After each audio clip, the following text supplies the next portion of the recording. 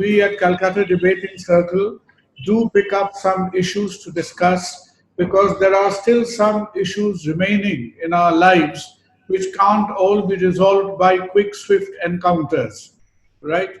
So this is an encounter of a different direction.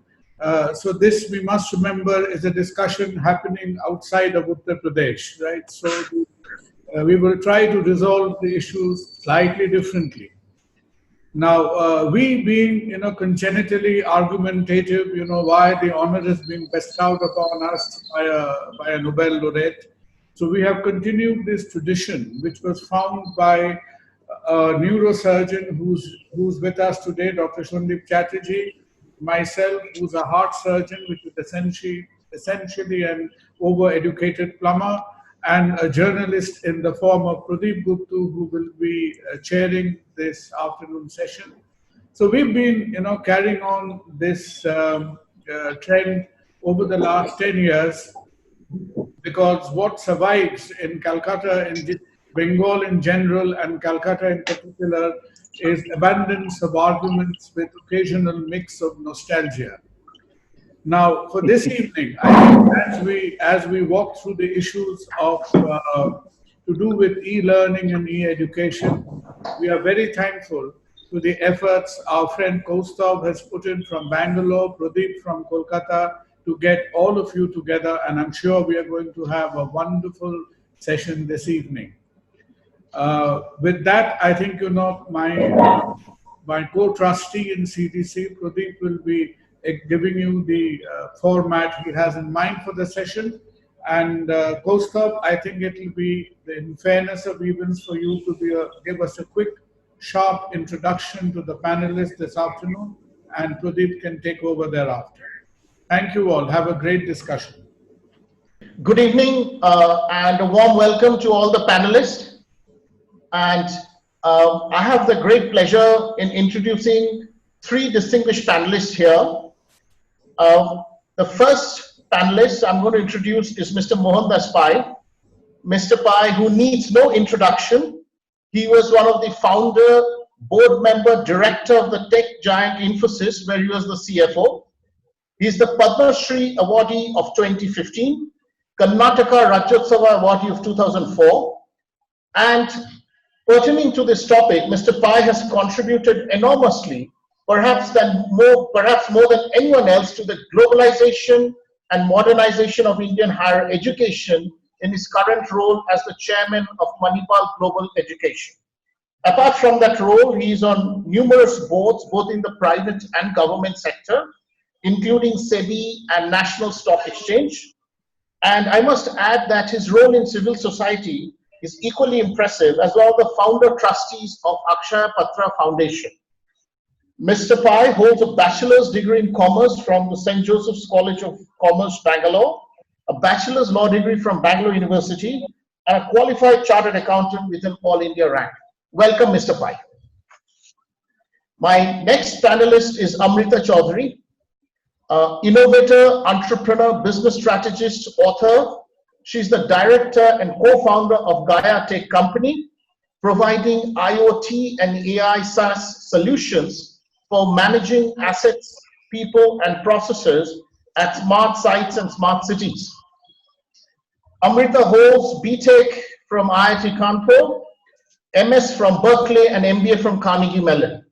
I can safely say that this is like a dream CV for most of people of my generation. She brings the blend of social sector, technology, and entrepreneurship, works closely with civil society organizations and NGOs, and will certainly throw light on the digital divide. My next speaker and panelist is Mr. Prasenjit Basu, the economist and historian based in Southeast Asia, of the Asia Reborn fame, a very comprehensive economic, social, political history of colonial Southeast Asia, the book which won the first book award non-fiction at the Mumbai Literary Festival. Formerly Chief Economist India and Southeast Asia at the Credit Suisse First Boston. He was Chief Asia Economist at Daya Securities, Chief Economist at Khazana National BHD. Mr. Basu holds BA Honours Economics from St. Stephen's College, Delhi, dual master's degrees in international relations and public administration from the University of Pennsylvania, and he's a regular commentator in international national media, including Republic TV, and is going to bring in a global Asian perspective. Now, with these very impressive speakers and their introduction, I hand over the baton to Pradeep. That's right, Gustav. Yeah. Okay. So our fourth panelist is a doyen of educationists from Kolkata, Mrs. Devi Kaur.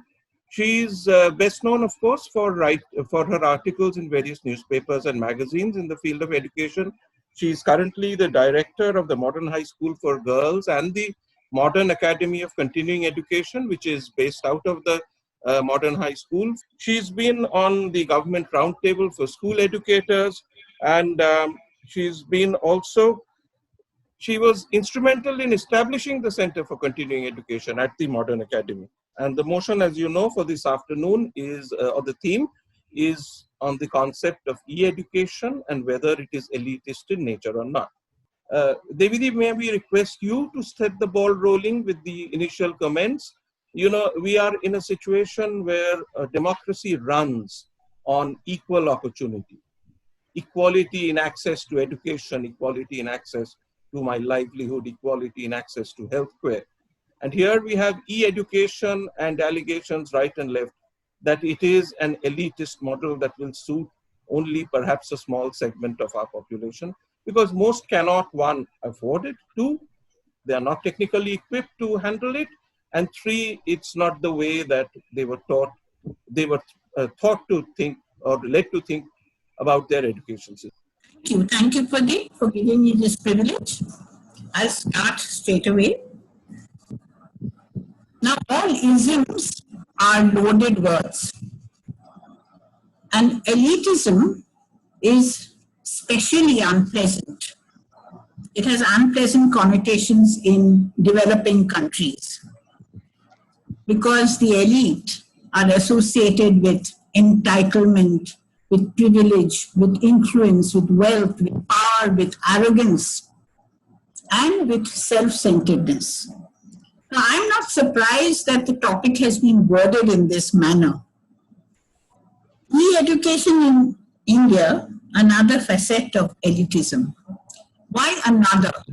Because India abounds in elitism of different kinds, in politics, in economics, in society, and of course in education. Now, I have always borne the stigma of having studied and then taught in elitist institutions. But it's strange that the college that I went to was also branded elitist. It's a government college, and it had nothing to do with the rich or powerful. And students paid a princely fee of 16 rupees a month.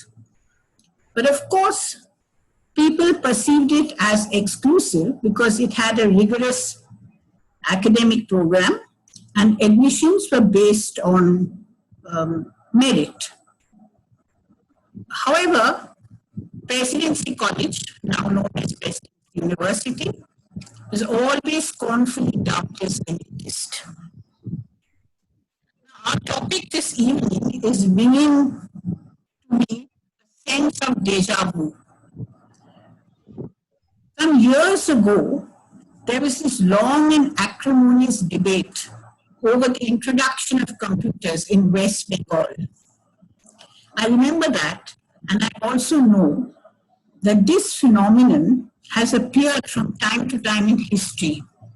Whenever a new and dramatic product is introduced, very few people can afford it or will venture to use it in the beginning.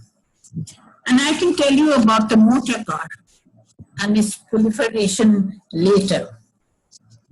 To think of it, formal education is also associated with elitism at one time. And certainly the English language is brought in a class divide.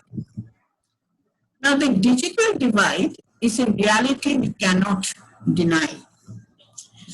I understand that about 30% of Indian population has no access to the internet. I may be wrong, the statistics please point out, it can be lower, I don't know. Or to devices which would enable students to benefit from e-learning. However, if the government decides to be serious about e-education,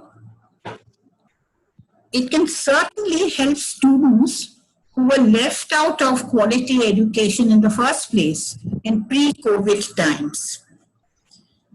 I have heard that the Bharat Net scheme, which was to expand fiber networks to all the panchayats, it has been put on fast track. But I wish the government would also make the services affordable, as it's been done in other countries. Now, after all, the government could make Aadhaar happen. And let us not forget about the ubiquitous mobile phone and what it has done to the people of India in the remotest corners.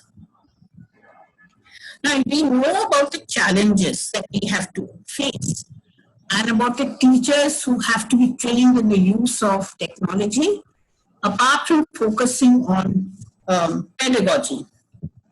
But if we do not want the process of education to be interrupted, in fact, to be halted altogether, then we have to embrace e-learning.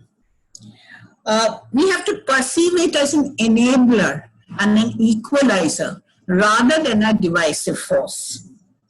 And I think March 2020 is a turning point in teaching and learning. We had been talking about 21st education for years before the turn of the millennium. But it is only now, after the assault of the coronavirus and the resulting restrictions on our movements, that we have all jumped into the scene. We've all tried to transition into the virtual world of learning and teaching. And I must say that the teachers I know have done an admirable job of transitioning quickly and smoothly, but of course not seamlessly, and improving every day. Now, we realized during the lockdown period how difficult it was for households. We do understand the problems, and it's not only the device and patchy connectivity, glitches in technology, but also the household, the environment of the household, and it does make the poor, the disadvantage.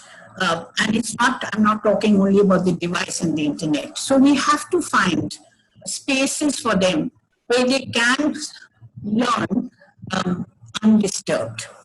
So all those challenges are there, but at the same time, I know that teachers have also discovered vast and exciting possibilities.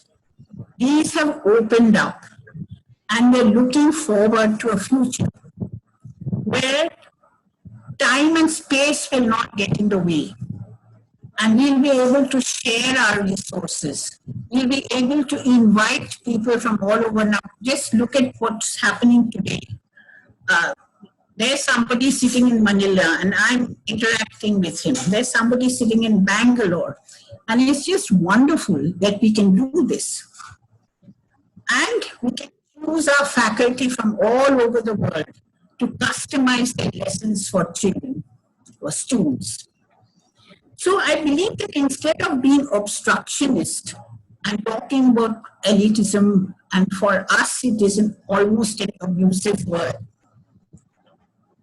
we must look upon e-education as a way to resolve the disgraceful disparities which have been in India always. So this is something that we have to embrace. I know that we cannot go back to our brick and mortar schools and just resume where we left off. E-learning is the way forward. So that is all I have to say. for my opening comments.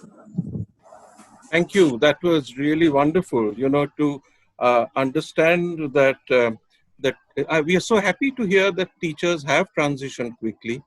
And even if they haven't got it right the first time, they've actually learning themselves to improve the experience for not just each other, but also for their students and their families. Because we have indeed been catapulted into 21st century education by a virus and not perhaps by our own willpower.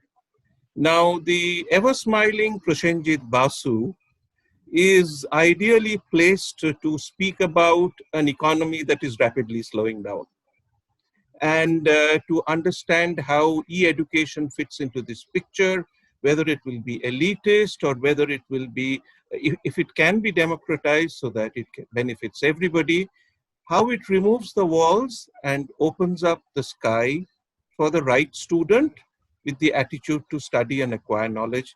Prashanjit, the next 7 minutes belong to you. Thank you very much. Well, I think that when we talk about the digital divide and the various divides that have always persisted in India, the digital is only the latest of the many divides. But if you think about the nature of even our judicial system in India, the judiciary, the higher judiciary, high courts and Supreme Court are conducted in only one language, and that language is English. 90% of Indians don't speak that language, don't understand the language. So in terms of basic justice, we are essentially keeping 90% of the people away from access to basic justice. When I think about, say, the Philippines had this problem a century ago when they were ruled by the Spaniards.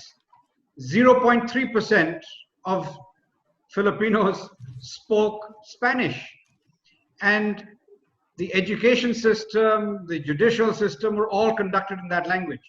Then they were taken over by the Americans, and the Americans introduced their language. The Filipinos went from one foreign language to another, and they just didn't pick up any of the nuances of what was going on. So when we talk about the divides, social divides in a country, I think one of the most fundamental is the linguistic one. And addressing this is perhaps even more important than anything else. Now, when we come to talking about the digital divide and the possibilities of e-learning, I think it's important to understand that public education in India suffers from a really serious disability, which is that in the government schools, especially in rural India, absenteeism among teachers is an even greater problem than among students. Truancy, we talk about truancy among students. Truancy among teachers is known to be an even greater problem across most of India, especially in some of the northern states. I think one of the beauties of the telecom revolution that is now occurring in India, the fact that we have a telecom revolution that is enabling almost every Indian, or certainly every Indian household, to have a mobile phone, gives us now the opportunity to start monitoring teachers, especially in the rural areas, far better than they have been monitored before.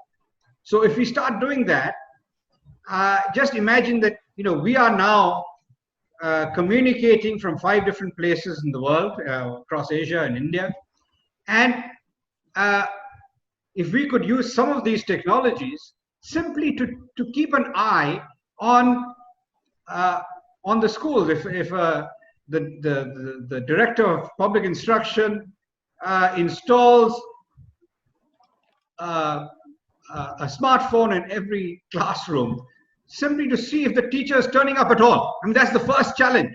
Before we even discuss the digital divide, there is the basic divide of millions of students not having a teacher turning up at all.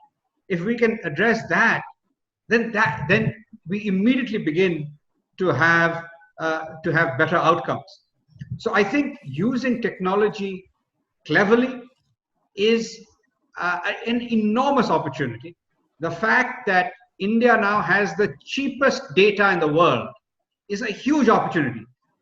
The cost of data in India is about 1/45th what it is in the United States. So not only have we universalized telecommunications, we also have extremely cheap access to it. And if we can use this in an efficient way, then educational outcomes can be delivered far better than they are being delivered at the moment. So it is going to be important, of course, for governments to get involved in the process, to take advantage of the discoveries that have been made in the last 3 or 4 months. In the last 3 or 4 months, the world has suddenly realized that we need to find technological solutions to imparting a basic education. And the solutions that have emerged, such as the one we're using right now, Zoom. Now, Zoom may not be as easy on a basic cellular phone, but surely similar or cheaper solutions can be devised. And since we are the software power of the world, I am sure we can deploy the great companies, the Infosys, the TCSs, to get to work on devising software that will enable better educational, better imparting of education, and also better monitoring of the quality of teaching that is actually occurring across rural India in particular. I do not think that the digital divide is something to be feared. We have many other divides that are much worse than the digital divide. The fact that that telecommunications access is universalized in India is a humongous change from the past. I remember as late as 1994, in July 1994, that is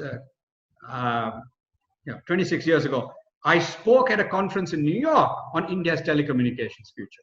And at that time, India had 7 million telephones in the whole country. 7 million. Today, virtually every household has a cell phone. That is a huge opportunity. And I think that is what we need to start using. Of course, not everybody has access to the internet. There are going to be ways of dealing with that as well. And we need to find ways in which cheap access to the internet in public spaces can be arranged. So if it is too expensive for individuals in rural areas to access the internet, we can use things like the e-chopals to create a village internet access site that then is used by the school, the primary school, the secondary school in the village to obtain high quality educational inputs that are delivered by either government sources or by private sources. So there are going to be all these possibilities that open up if we use technology efficiently and cleverly to deliver better outcomes. So I would say that e-learning is a tremendous opportunity for India. And the opportunity arises from the fact that we have exceptionally cheap data access, and we have two things. We have universalized the Aadhaar card, which enables us to monitor the delivery of things, public services, direct benefit transfers, etc., but also enables us to deliver the best educational outcomes, or at least universalizes access to basic education, which really has been the greatest disability faced by the poor in India from at least the last 200 years. In fact, it is interesting that a study was done by the British, which was then suppressed, which showed that in the 1820s and 1830s, there was a system of education being delivered across the villages that gave India in the 1820s a better educational system in rural India than existed in rural Britain at the time. But all of this was destroyed. Now we have a terrible legacy of colonial rule. We've had a terrible legacy of the type of succession regime that took over that institutional framework. But now I think we have a government that is far more committed to delivering basic equality of opportunity to the mass of our people. And I think the telecoms revolution combined with the e-learning revolution of the last 4 months, that is a global phenomenon, now actually is a huge opportunity. And India is really well positioned given the inexpensive access to data that exists in India. Thank you, Mr. Basu. I cannot but resist talking about a story that relates to another Basu in my life, and his name was Jyoti Basu. I remember when the first telecom service, the mobile telephone service, was launched from Kolkata by a company called Modi Telstra. BK Modi was there, and I remember Mr. Basu saying in a very scoffing manner at the inaugural function at the Taj Bengal, saying that I'm told that one day every Indian will be holding such a device. Now, I can't believe it, I don't think that will ever happen. Well, how wrong he was, and how thankfully wrong he was, because almost every Indian now has. So, I'm so glad that 2 generations of Basus hold completely opposite viewpoints. Nothing personal, Prosenjit, just a joke that I couldn't resist. Well, Amrita, you are unique amongst us because you bring expertise in infrastructure creation, in creation of the environment that will enable e-education, make it non-elitist, carry the wisdom of our teaching faculty to the students. And we'd really love to hear from you, perhaps building on what Mr. Basu said about cheap data, the telecom revolution, but also how do you see the rural access model? Thank you so much. So definitely, lots to build on Mr. Basu's statements right now. So I wanted to bring 2 perspectives. One is a voice of caution, and the other one is a voice of hope. And while you do say my expertise in education actually comes from my earlier stints with Harvard Business School in South Asia, which can be as elite as can be. And my current role and my company now, we make e-governance platforms, monitoring platforms, so this is a SaaS-based solution, which is enabling the last mile workforce. So we are not really reaching out to students, but we are reaching out to the last mile workforce in enterprises, in public, people who manage public infrastructure, people who manage railways, people who are the last mile in hospitals, in real estate campuses, and so on, right? So it's about workflow automation. It is about monitoring. It is about ensuring that people know, they get trained, and there is SLAs, and we use a variety of technologies and AI algorithms to see that they are performing. Tasks are being managed efficiently, optimally, and for the end user, the outcome, the service level that is expected is being delivered, because there's a huge history of wastage of public monies at the last mile in India. And there is also the same thing carries forward into the enterprise sector, also in the last mile management of people and workforces, right? So that's the area where our solutions are. But that does give me hope in different ways. So before moving into hope, let me just talk a little bit about where we are and what we need to be mindful of. So first of all, it's a global problem, right? So about 50% of children around the world who are out of school, with about 1.5 billion kids are out of school, 50% of those do not have access to education, digital education, during these lockdown times, right? So it's a phenomenon which is cutting across countries. Many of them don't have access to, like, some of the things that were mentioned by Devi ji and Prasenjit about having access to devices, internet, and so on. Even in the US, like, there are pockets where people don't have access to devices and internet, right? Or they might be sharing a device across multiple children and parents in a family. So there are different solutions that different countries are using. For example, in California, they are tying up with the PBS, the free TV channel, to bring digital education content to students of all ages, right? So it becomes a little self-directed. I think what Devi was mentioning about, like, you might not have the environment in the house to encourage self-learning or to enable self-learning, right? So that becomes a challenge, but it is being provided. If I look at, there are many, many countries who have offered free SIM cards or free data connectivity, or what is called zero rating programs for accessing certain educational content.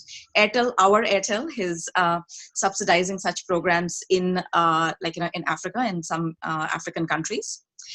Google has tied up with one of the telecom providers in Kenya, and they have placed these hot air balloons, so these blimp kind of carriers, which are carrying 4G base stations on the air to provide connectivity to villages which really don't have connectivity, and the students are being able to. So it's tied up in the back end with some of the educational e-learning platforms that they have created so that students can learn, right? In many countries in from Africa to Europe, radio stations. Even Eastern Europe has a lot of areas where they're using radio and television as a medium, right? So different countries are trying different things. In India, at the at the elite level, if you may say so, for the people who can afford it.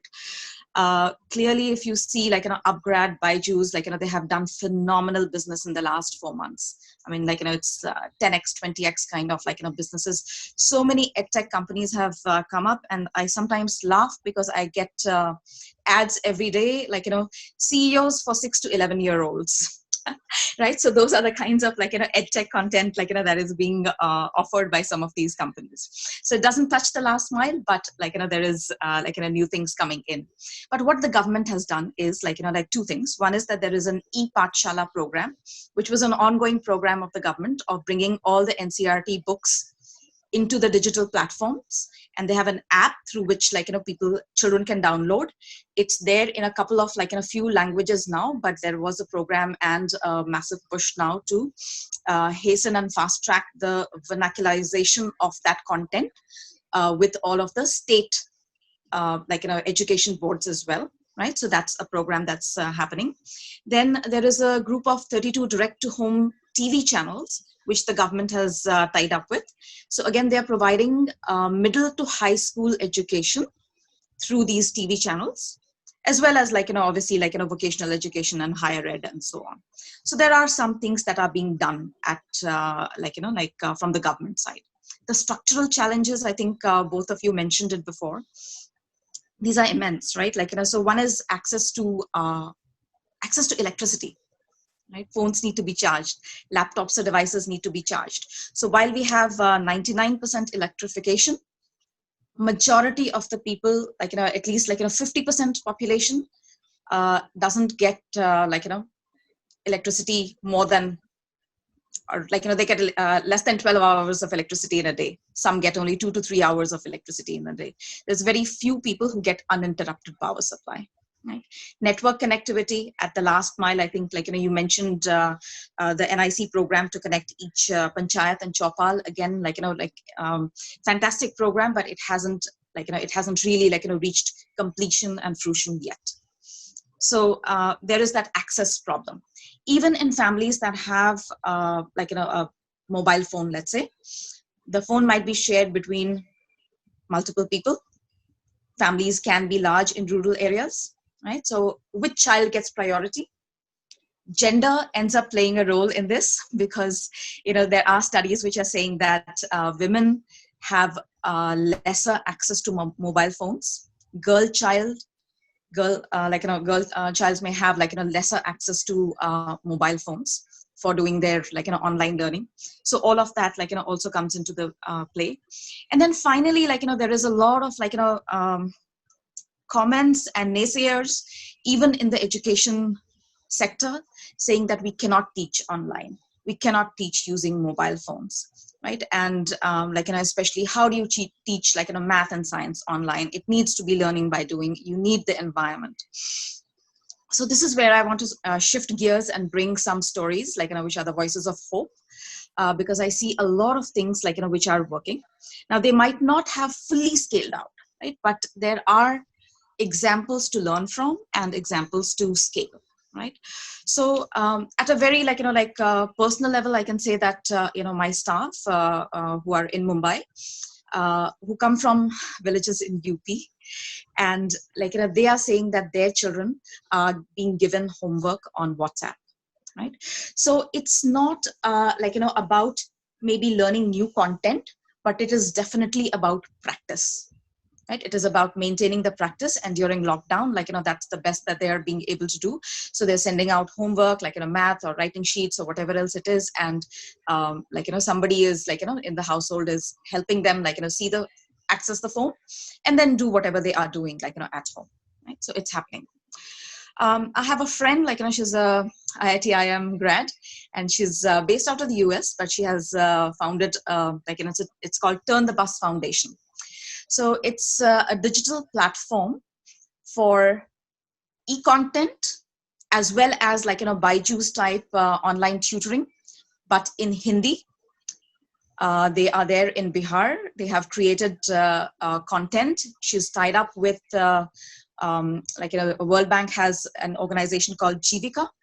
So through that, they have access to about 10 million poor women who tend to be moms. So through the mothers, they're trying to access the children. And there is a whole cadre of staff and volunteers who are creating programs or teaching online. Again, these are micro experiments, small experiments, but working well. Globally, I think we've seen Khan Academy and how it transformed the learning of science, math, around the world, right? So why can it not be done at the last mile in different local languages? It is just a matter of wishing and wanting, and having the mindset, and obviously capability building goes hand in hand, but it's really a mindset issue, and it will happen. It can happen, right? One of the things that I had worked on a long time back was we brought one laptop per child, which is a MIT Media Labs Nicholas Negroponte initiative to India. We experimented with it in some schools in Maharashtra. We saw the transformation in aided content which was being given to the children, and the difference in learning outcomes because they had augmentation of learning materials that the teacher could provide. Right now, one laptop per child, it wasn't just about the laptop, but still, there was a laptop and there was a piece of hardware, and while it scaled for a while, right now, the whole idea is, can you use just your mobile phone, any Android device, any laptop, any tablet? You don't need a specific kind of a device for it. And one of the things that had emerged out of MIT at that point of time was an operating system called Sugar. So Sugar was a very user-friendly audio video, enriched way of platform for creating learning content. And that continues to proliferate. So there are teachers around the world who continue to use Sugar to create content, not just for art and science, but also for music, also for hands-on other things. And they go from all ages, from primary school to middle school and beyond, right? So there is that. There is Wipro 10X Foundation, which did an amazing job, over the last decade, at the higher ed level. So again, you were talking about the problem of truancy.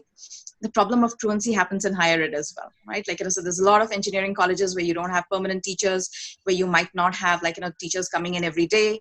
Teachers might not have the capability, right? So how do you amplify capability of teachers? How do you augment them with online tools and techniques? So that was the whole idea. One of my friends at IIT Delhi has created something called the virtual labs, which has brought about so there's 100 labs which are creating content, and about 700 different kinds of experiments are online. So for a lot of engineering colleges which are in tier 3, tier 4 areas, in rural, semi-rural areas, which might not have labs, can do online labs through a facility like this. Right? In Africa, World Bank led a massive ebook and e-learning initiative, right? So there's many examples out there of people trying to seed experiments. What we need is really a couple of things, and it need not all rely on the government. It will have to be done public-private partnership. It will have to be not just CSR funded, but it will need to be commercial, so that you are not relying on the goodwill of people, but people see that there is an opportunity for them to earn through the process of teaching and creating content for the last mile, right? So it's participatory at every level.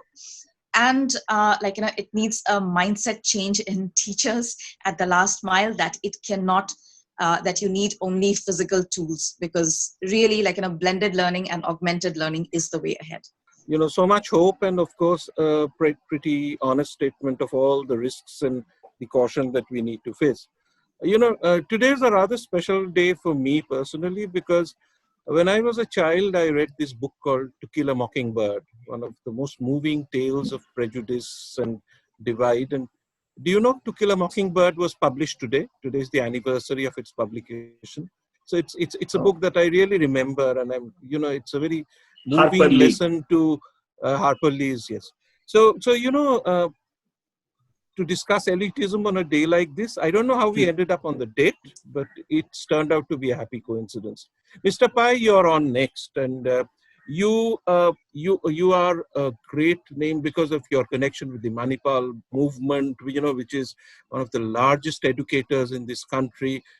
And there's infrastructure, there's bricks and mortar, but suddenly perhaps we need to rethink, review what we do, and to reach out in a different way.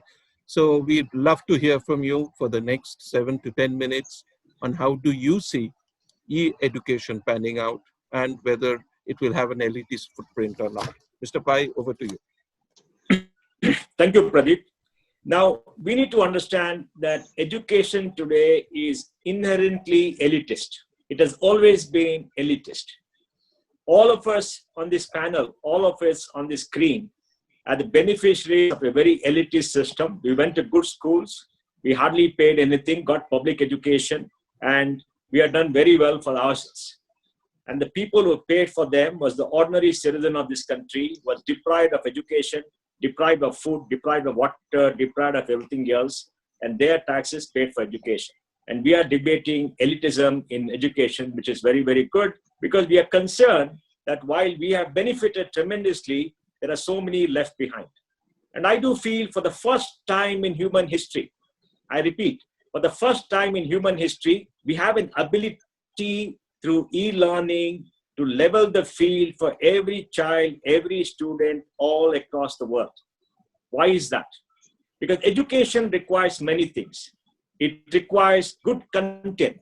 It requires a good teacher. It requires good pedagogy. And it requires good infrastructure. And these are in short supply all around the world. Even in the United States, barring the top 50 schools, you don't have great education universities below that. They're all ordinary. All around the world is the same. So now, all these requirements of a good education system is available, largely free, barring some infrastructure requirements. Today, the accumulated knowledge of humankind is available for free on the web. Accumulated knowledge of humankind is available for free. The greatest teachers of the world are given lectures, and content is available almost free. There are so many volunteers who will answer all your questions for you free and send you content. The world's accumulated research is largely available free all around the world. And there are so many citizens willing to help everybody else, take tutoring, take classes, give them content, etc. There are so many videos done by government. Swayam in government contains the lectures of the best faculty in this country, and they're available free. Even, for the school system, all this is available. What is required for every individual is a cheap data plan. Like Passages says, India has the cheapest data plan in the world. For 100 rupees, you get unlimited data, $1.50 unlimited data, and Indians consume between 11 GB to 14 GB of data per month, and that is enormous.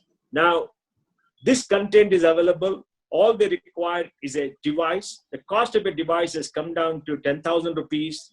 An Android tablet today with decent capability is 10,000 rupees. A connection to the web is 100 rupees a month. If you look at school education, government spend all across India around 25,000 rupees a year on every child. 25,000 rupees a year for every child. Out of 265 million children in school, about 40% go to private schools, out of which 50% are good schools and the balance are not very good schools. That means 60% go to government schools. Out of 60%, my view is 25% are very good schools, 25% are okay, and the balance 50% are not okay. So a very large percentage of young children do not get access to good school education. And the way to give them access is to get them technology and technology devices which will give them content. If you give every child in school, starting from class 3 or 4 or whatever it is, a tablet with preloaded software, rich multimedia video, which is all available almost free to them all across, you'll see teaching outcomes go up by 30-40%. And for that, government has to spend money because public education is a public good and it's the duty of the government to do that. And government has resources. Government spends about 5 lakh crores a year all across India for school education alone, 5 lakh crores. And the government spends another 50 to 60,000 crores. They will be able to give good devices to a very, very large number of children. Second, availability of infrastructure all across India is pretty good. Somebody says there's no power. Almost every village has got power. Yes, in some places, quality of power is not good. Shortage of power is today 1%. So it is a solved problem. There are some distribution issues. And third, very importantly, 95% of India has good wireless connection, and this is only going to improve better. Out of maybe 4 lakh villages, about 160, 170,000 villages have connection by broadband. So the infrastructure challenges are being solved. But whatever it is, we can accept that 100% infrastructure are not going to be solved. So if you go from 30% getting a good education to 60% getting good education, that is a tremendous, tremendous jump for everybody. And I think in the school education, to solve the problem of making sure the field is level, there's democratization of education, every child gets entitled to good education, e-learning is the way out. And for the first time, we have a tool at extremely low cost in this country which can make it happen. As far as university education is concerned, let us remember, only 26.5% of young people in the age group of 18 to 23 go to college, right? About 3.5 crore people go to college. Or 3.5 crore people going to college, maybe 10 lakhs get access to good education. The rest is indifferent education, and half of them is very bad education. So they get a piece of paper at the end of 3 years, 5 years. They say they got a degree, but they're not picked up any skills. Why is that? Once again, the problem is very clear. No large system can deliver education anywhere in the world. And if you go to any developed country, they tell you our problem is delivering high quality education to everybody. The top 20%, 30% get it, the balance don't get it. And the costs are extremely high. Now in college education too, availability of good lectures, videos, multimedia, everything is available and the costs are very low. If the government ways to force a tender to say, we're going to buy 1 crore pieces of content, the prices are going to fall so dramatically because the scope is very large. And all across India, maybe 30 to 40%, maybe 50% of all college kids have got a laptop because most governments are giving them all laptops. And people at the bottom of the pyramid also got laptops. Even in the colleges, e-learning has taken sway. And what has happened now, ever since COVID started in March, Almost all colleges have gone on to e-learning. Some of them are in difficulty because in rural area, the teachers are not adjusting, but extremely large number have gone in for e-learning. And most young people in the age group of 18 plus already have a mobile phone. They may have an Android phone, but a large number have a smartphone. India has about 450 million smartphones, 450 million smartphones.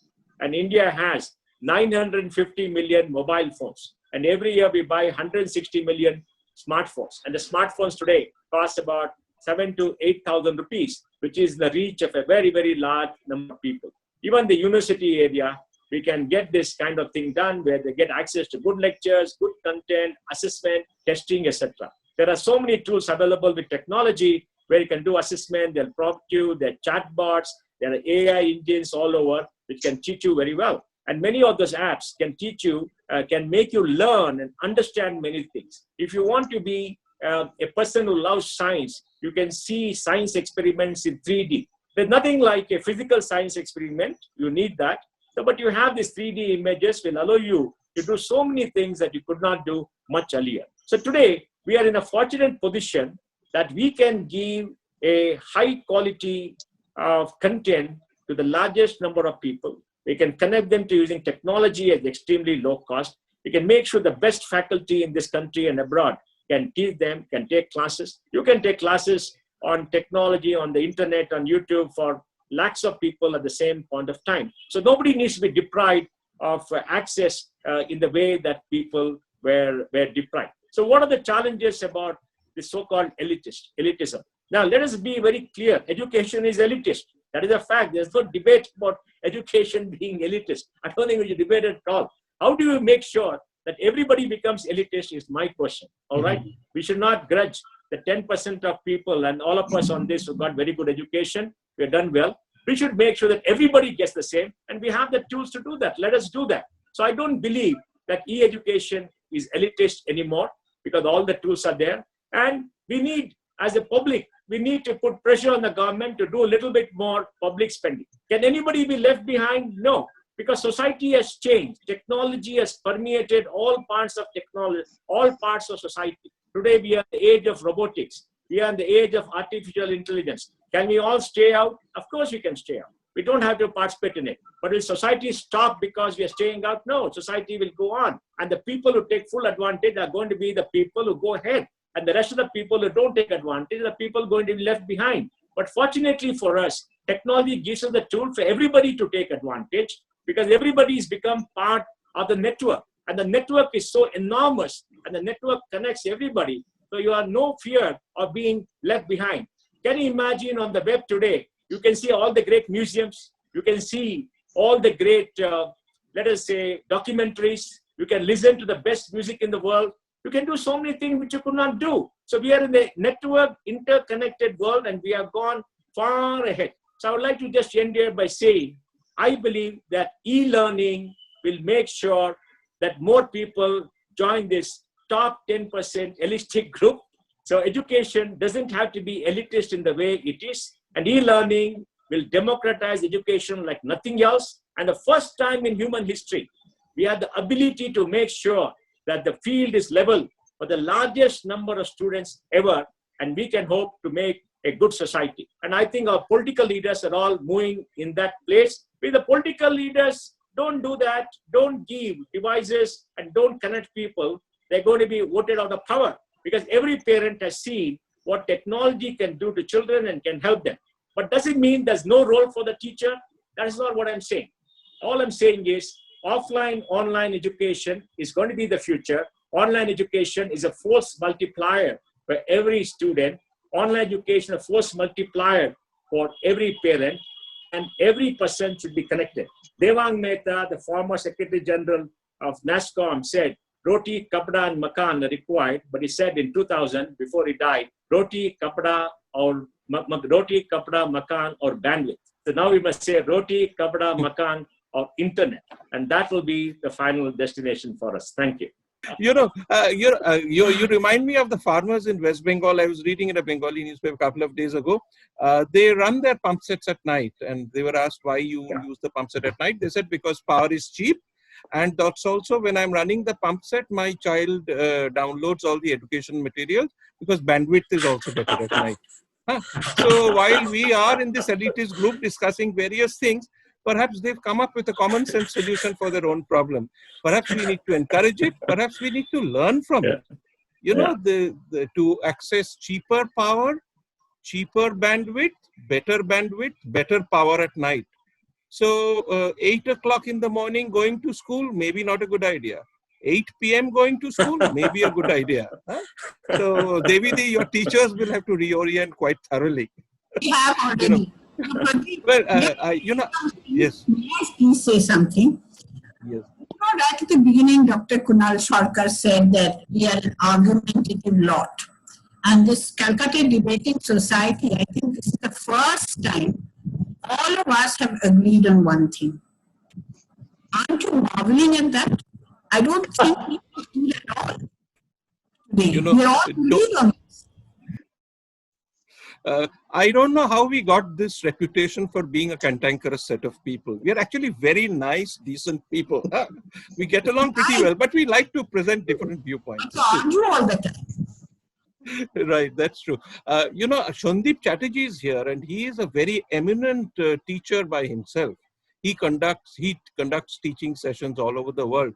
So Shondeep, although he has portrayed himself set into a subarctic environment on the post, Shondeep, are you on board? Yeah.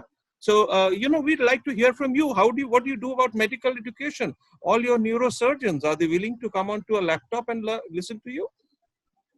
Well, this rather fresh breath of optimism that has been breathed by all the speakers, I completely agree with. As a professor, I'm speaking as a professor of neurosurgery, and I tell you that I have spent more time seeing my colleagues from Taiwan or Paraguay or North America, Australia. I have been seeing them much more often in the last 3 months than I would have seen in the last 3 years, because we are continuously talking to each other on the net. We're also teaching all the time. And in fact, one of the big negative points of this has been the fact that, for example, I committed to being an orator at the Brazilian Society of Neurosurgery's annual conference, which was in fact last week, and I promised to go there and speak in Sao Paulo in this meeting. And of course, they decided to make this meeting completely virtual. And therefore, I had the distinction of giving a 1.5 hour invited oration on a video platform. The problem was that, being Brazilian time, it was the first time in my life I gave an oration between 2:30 a.m. and 4 a.m. my local time, which is not exactly the best time to try and give a neurosurgical oration. And even worse, they said there's going to be half an hour of questions after that, and I actually had to sometimes switch the video off to hide that yawn. But some of these being the practical problems that we've faced, I think that really we've perfected the art of teaching. We've been teaching a lot on the net. In fact, there are a lot of virtual exercises that we've indulged in. For example, you can teach virtual anatomy and physiology.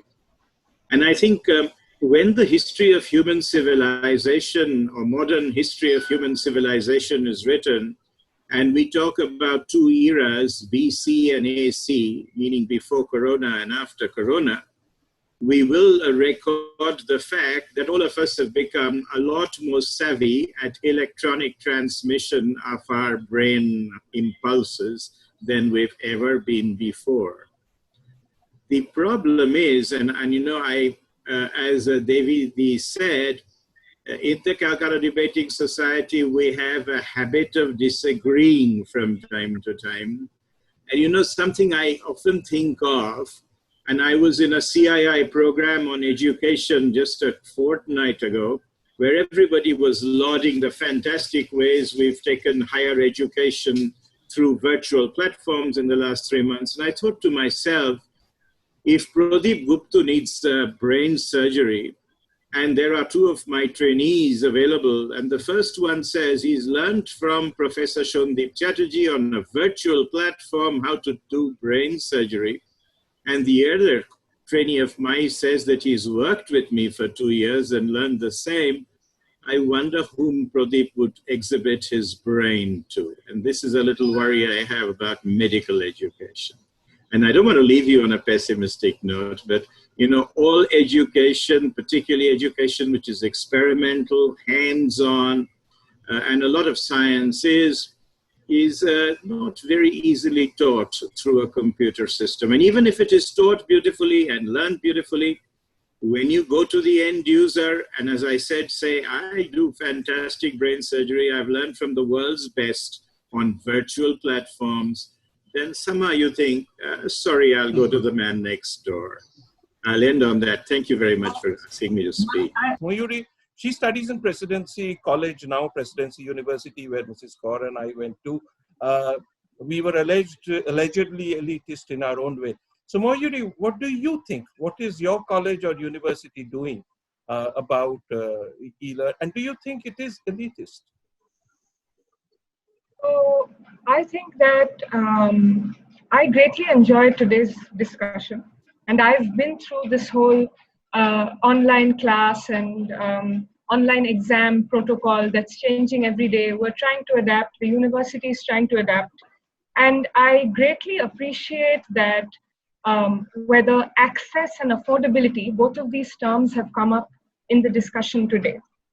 However, I question the authenticity of what we're learning. And maybe not my age group, but there is definitely an age group where I think they feel that education is being a little dehumanized because of the educational atmosphere that they're lacking. You know, all I feel is that 5 years later, will we have to debate if we missed some hidden dangers of EdTech that we didn't see at the time? You know, in the quest for progress, are our social interactions between peers, are they getting distorted? Is the educational environment in which we're learning and in which we're teaching students, are we losing that? So that is just another question that I think a lot of children today, actually the debate today was about virtual schools and digital education in schools. And all they said is that there's a digital divide, yes, but what about the mental divide? Who's going to talk about what I feel when I'm looking at the Zoom class every day? And that's it. That's all I can do. And I don't have any other way out. And I know my parents think that I'm learning a lot and a lot of education is happening, but how holistic is that education? So this is just something that the children feel. They feel that there's a mental divide along with the digital divide. And I feel that, you know, sometimes when we're looking at policy and we look at the national literacy rate and then we look at the digital literacy rate, there's already a divide there. And I absolutely agree that India has so many different kinds of divides.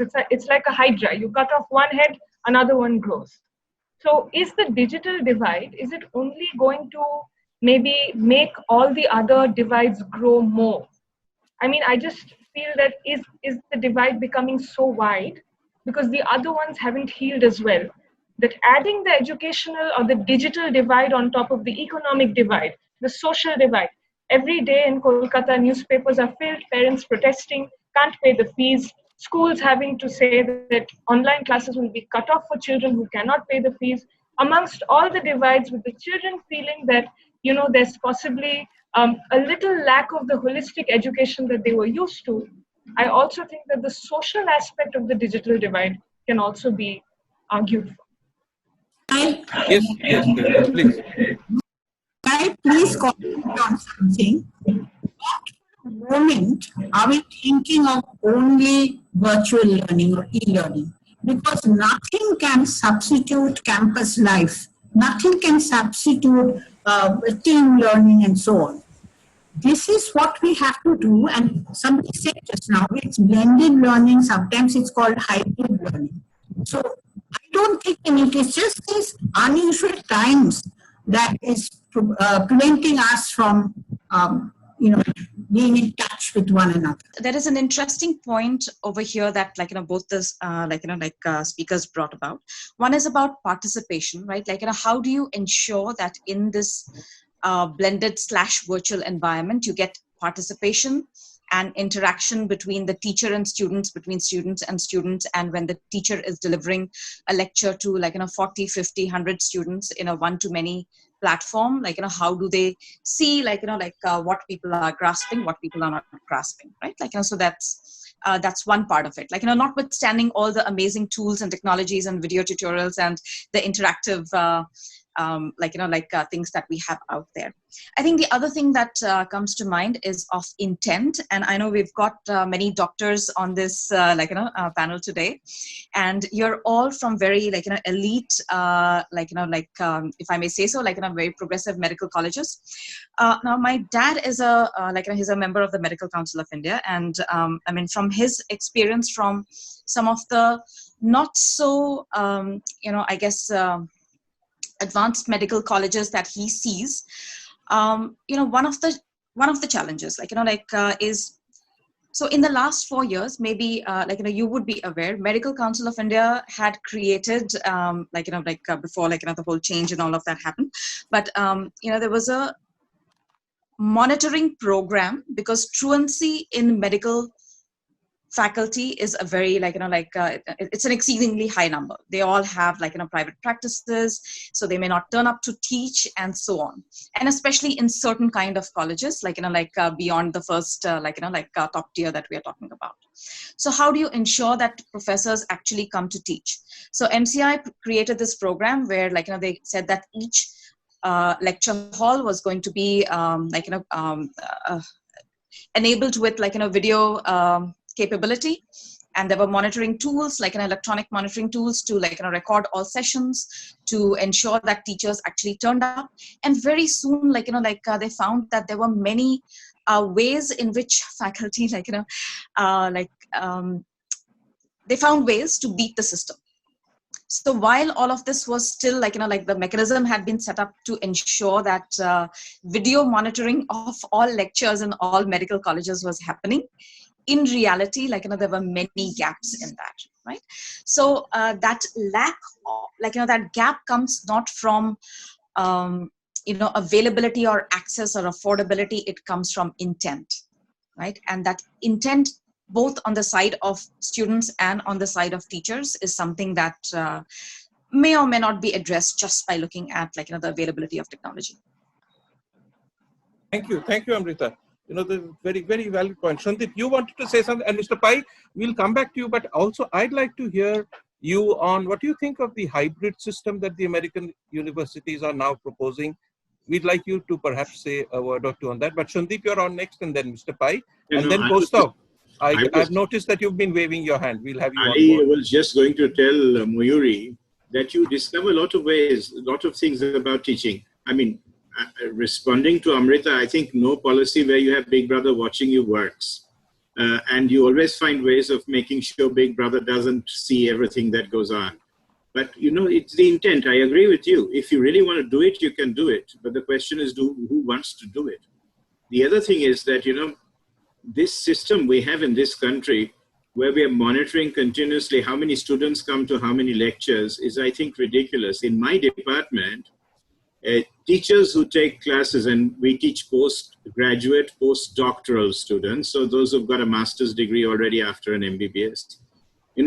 If I find in the department there is a certain lack of attendance, I never call the students, I call the teacher and ask them to explain why they had 70% or 60% attendance. And here the system is always geared to challenging the students. Why didn't you hear?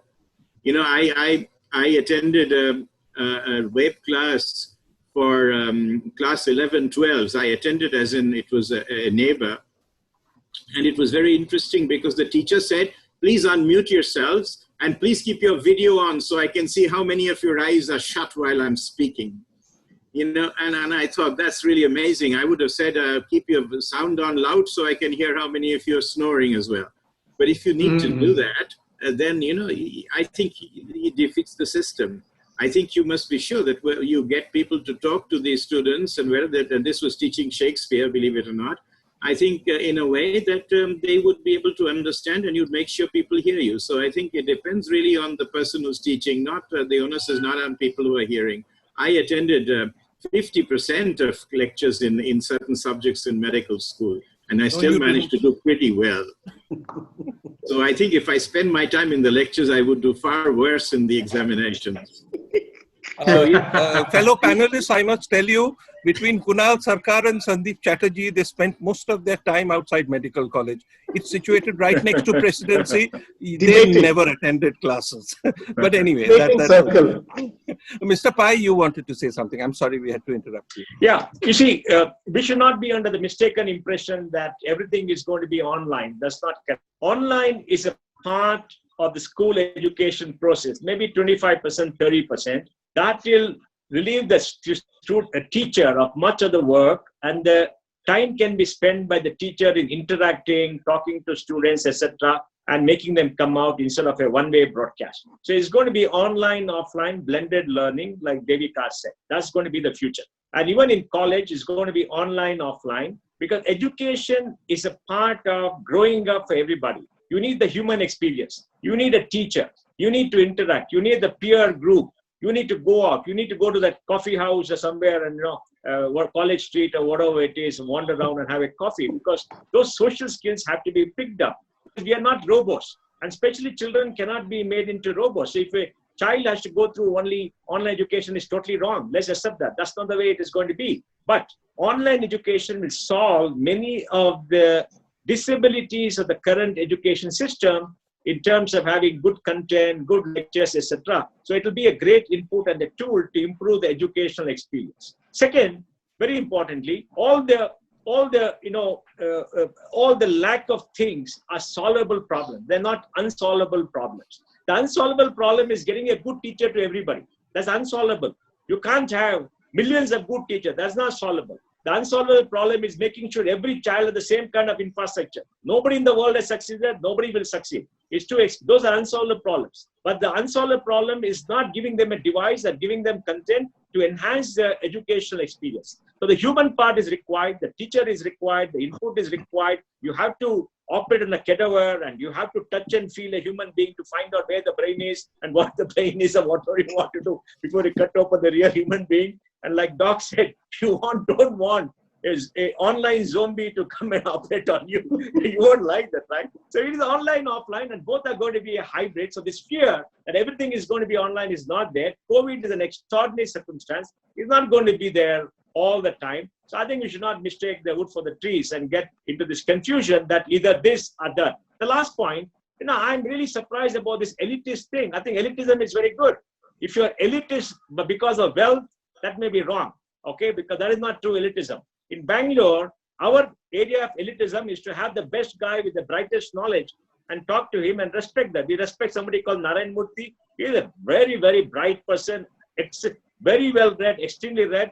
I respect Dr. Sandeep, extremely accomplished. That is elitism. Why is that? They come up on their own norms. Elitism is not based on class or by birth or upbringing or wealth, but elitism based on education. Yes, most people don't get the same opportunity, but that's the way the cookie crumbles. Now, the key thing to do is to make sure they get the opportunity so everybody can join the gang. Some will come up, some will not come up. We have to accept that. So let us say e-education will improve the pool of people who can become elitist, and that's a good thing. Thank you. Thank you. That's a wonderful. Elitism is also associated with slavery, and that is why the word is detested. But I must confess to you, Mr. Pai, that's 34 years of left rule. We were told elitism is bad because of, Kaustubh, you wanted to say something, and Prashanjit, I'm coming back to you in a minute. Yeah, I have very quick points, more responding to Mayuri. You see, I personally have experienced this online learning e-education during my doctoral years at the Cass Business School in London. Even schools like LSE or LPS offer executive PhD and executive MBA programs. Now, it doesn't mean you're cut off with a connect with other human beings or fellow students. In a way, it is an augmentation and enhancing of your learning. So you have more time to chat with the professor on Skype, sometimes we used to use email because Skype wasn't popular, or messengers. So communication with the faculty happens far more in these kind of hybrid models. Second, you have case study groups where, believe me or not, Mayuri, when you meet across the table, you're far more prepared, you have done your homework, you have already exchanged. So I think this is more like an augmentation and enhancing rather than replacement of it. And definitely, if I take out that online component, looking back, of course, I was not an executive student, I was a full-time, but I had colleagues who were working and doing executive programs. I think they would have been much more at a loss without these online tools, because on Saturdays, Sundays, or when they had breaks during the work, they could communicate with us, they could communicate with the faculty, bring themselves up to speed. So make no mistake, it's more augmentation than replacement. Thank you, Pradeep. Yeah, thank you, Kaustubh. And it's my personal experience, not theory here. Yeah. Okay, Prashanjit, you're in Manila, and you know what is the public, what is the government outlook on support towards digital education in that country? Let's get a perspective from an Asian nation which is perhaps at a similar level of development. Yeah, well, I'm in Manila now. I've taught in Singapore, so and I taught in Singapore in the pre-COVID era, BC, and what is interesting about that is really that what Kaustubh was saying. Executive education typically already used online tools quite a lot. When you teach a class, an executive MBA class, for instance, you often do it online. The lecture is delivered in this way. Students log into the lecture and listen to it. So the difference between an executive MBA program and a normal MBA is that there's much more interaction. Sometimes case studies occur in an executive MBA situation virtually as well, rather than through actual meetings. But there is, as Mayuri pointed out, there is something that is lost if you don't have the opportunities for meeting over coffee, meeting on the lawns of a college or university. The value of that, the value of bunking class, as Dr. Kunal Sarkar and Shraddip Chatterjee, immeasurable. There is a great value to that too, because sometimes you gain far more from your fellow students than you can from some of the more dubious lecturers. So there is in fact there is in fact a value to the campus experience. There's no question about that, and I suppose the campus experience actually contributes to elitism. The better the cohort of students that you are with, the more the better the quality of those interactions, and the more you learn. So very true. What is interesting about the Indian education system is that it is very much based on examinations, and the examinations test you on what you learn in those lectures, but often what you learn outside is what contributes to your growth as a human being, and there is no substitute for that, of course. So I don't think anybody is advocating an online only model. If you have an online only model, then a great deal of the comprehensiveness of education will be lost. And so, online e-learning is a supplement to the campus experience. It is not a substitute for it. Thank you, Prashanjit. Shandip, a quick word from you, and then we are really out of time. Kaustubh will do a quick summing up after you. Shandip, I'm just going to say that having been a professor for 20 years now and lectured all over the world, I use the same PowerPoint presentation, say exactly the same thing when I'm talking online. And I've been often asked, what's the difference? And I tell you, there's one word which sums up the difference, and that word is reaction. Because when you're teaching, you have to continuously adapt your teaching to the reaction from your listener. And I think that's what you really miss on online. You know, I always say that to me, whether they're undergrad students, postgrad students, PhD students, students are like matches in a matchbox. There are some that you strike once and they light up, and there are some that you strike twice, thrice, 4 times, and then they light up. But when they light up, they shine with exactly the same amount of light. The point is, as a teacher, you have to be able to distinguish between which matchstick is lighting up at the first strike and which is lighting up at the 4th strike. And this is something you cannot do online. And this, to me, is a big handicap as a professor. And I have to say, this is one, to me, a very, very big disadvantage of speaking on a virtual platform. That's a wonderful comment, Shandeep. You know, it's really true. Mr. Pai, if you, I must mention this, you know, Shambhu Mitra, the famous Bengali stage actor and one of the doyens of the Indian theatre movement, in his autobiography, he writes that it's not him who performs on stage, it's the energy that he draws from the audience.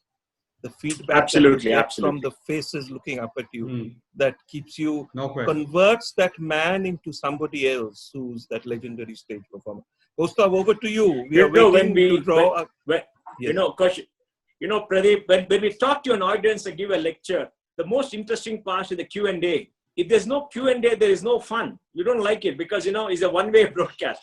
You enjoy the Q&A because you like being questioned. You want to learn. And what you learn is from the questions people raise. And that is the most enjoyable part of a lecture.